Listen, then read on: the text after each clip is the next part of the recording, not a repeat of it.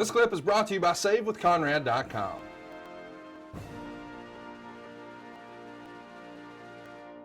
It's fascinating to me when you look at guys like Sting, who really never played a heel.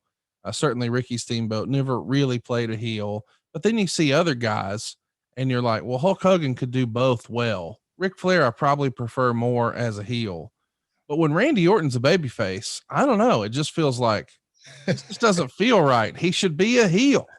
Yeah. It's like a sore thumb. Yeah. Sticks out like a sore thumb.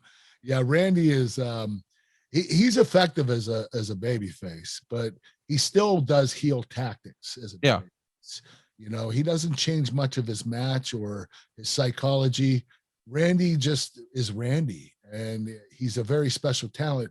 And the great thing about him is, you know, he doesn't have to have these long drawn out false finishes in matches. His RKO, he protected it so well.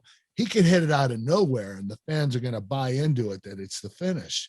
And, you know, he reminds me a lot of Jake the Snake. You know, Jake the Snake, he didn't need a comeback and a bunch of false finishes to build up to his finish. He hit the DDT out of nowhere. Randy Orton's the same way. He's very special like that. I've often thought a guy like Randy, and even maybe more modern day, a guy like, or this younger generation, Cody Rhodes, whether they're a heel or a babyface, almost depends on the opponent. Would you agree with that?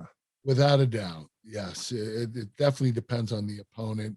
You know, when Randy's wrestling, you know, Triple H, most likely he's going to be a babyface. If he's wrestling, you know, Roman Reigns, he would be a heel. But you know, he's effective on both sides. He's a very talented individual. He's got his shit together and he knows what he's doing in that ring. Let's talk about the live special on USA. They're calling it ECW versus WWE. And it had you and Randy Orton going back and forth in promos regarding Raw versus ECW and Randy coming for revenge. When do you think Randy started to come into his own on the microphone? It feels like as soon as he showed up, he was a natural in the ring with his placement and timing, or at least that's what people who know wrestling tell me. But it feels like in this era, he started to really turn up the promos. Would you agree with that? Yes, Randy was always good in the ring. He needed to sharpen his skills on the promo, you know, from a promo perspective. And he did. He is so cold and calculating in the ring, and he takes his time.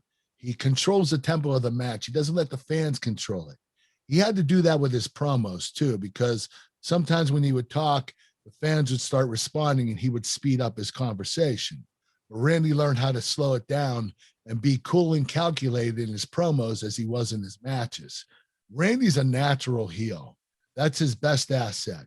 There's no other heel like him. There's no other heel better than him. Why do you think he's such a great natural heel? Is it just his natural personality and demeanor, or he's just great at it? He's just great at it. I don't know if he's a real life asshole, but you know, you got to have a little asshole in you to, you know, to be that kind of character, you know, to portray it. But Randy was just, he just had it all together. He knew how to take his time, and you know, he didn't let the fans control anything. So he would slow the promo down to frustrate the fans until they listened. I mean, he knew how to pull back and make sure the fans knew he was in control. That's Randy Orton. Hey, it's Conrad Thompson. Thanks for checking out the podcast here on YouTube. Be sure to hit the subscribe button and the notifications bell so you get a notice anytime we upload some new content. And go save yourself some money right now. If you're in a 30-year loan or you have credit card debt, it's not a matter of if I can save you money. It's a matter of how much. Find out right now for free at SaveWithConrad.com.